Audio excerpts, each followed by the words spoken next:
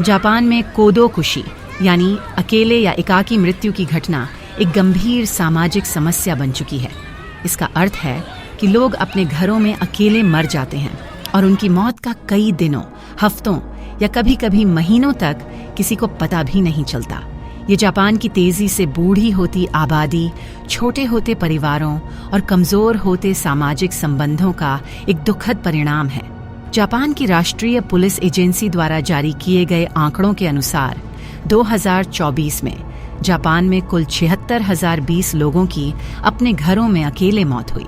सबसे अधिक अकेली मौतें 85 वर्ष और उससे अधिक उम्र के लोगों में हुईं, तकरीबन 14,658। इसके बाद 75 से 79 वर्ष के बीच 12,567 मामले सामने आए और 70 से 74 वर्ष के बीच 11,600 मौतें दर्ज की गई। इनमें से लगभग 69 बुजुर्गों के शव उनकी मृत्यु के 24 घंटे के भीतर मिल गए। हालांकि 4,538 मामलों में शव 1 महीने से भी अधिक समय तक बिना पता चले घर में पड़े रहे। कुछ मामलों में तो शव 1 साल तक भी नहीं मिले। क्षेत्रवार देखें तो टोक्यो में सबसे अधिक अकेली मौतें दर्ज की गईं।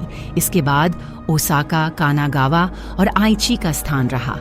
ये पहली बार है जब जापान में इस तरह के आंकड़ों को आधिकारिक रूप से संकलित किया गया है, ताकि सरकार इस गंभीर सामाजिक समस्या से निपटने के लिए नीतियां बना सके। कोदोकुशी से जुड़ी प्रमुख चुनौतियां। अकेली मृत्यु की यह घटना जापान के समाज के लिए कई चुनौतियां खड़ी करती है। सामाजिक अलगाव और अकेलापन।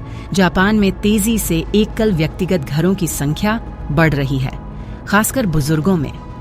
पारंपरिक संयुक्त परिवार प्रणाली कमजोर हो रही है, जिससे लोग अकेले रह रहे हैं।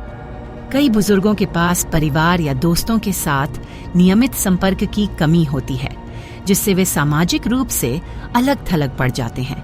सेवानिवृत्ति के बाद पुरुषों को विशेष रूप से कार्यस्थल से कटने पर अकेलापन महसूस होता है। अकेले रहने वाले लोग अक्सर अपने स्वास्थ्य का ठीक से ध्यान नहीं रख पाते हैं, जिससे उनकी स्वास्थ्य समस्याएं बढ़ जाती हैं और गंभीर होने पर उनका कोई ख्याल रखने वाला नहीं होता। मृत्यु का देर से पता चलना। सबसे बड़ी चुनौतियों में से एक यह है कि मृत्यु का पता चलने में काफी समय लग जाता है।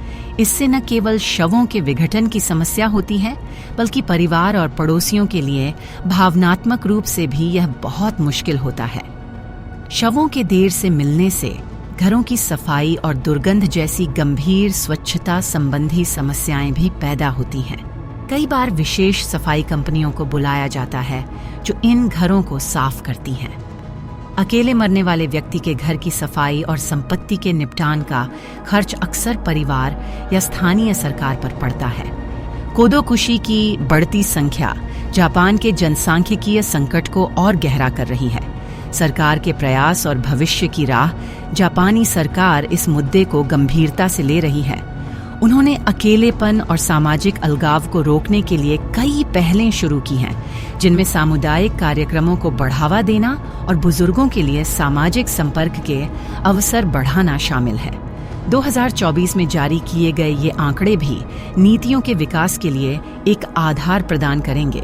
हालांकि यह एक जटिल सामाजिक चुनौती है, जिसके लिए केवल सरकारी प्रयास ही काफी नहीं है।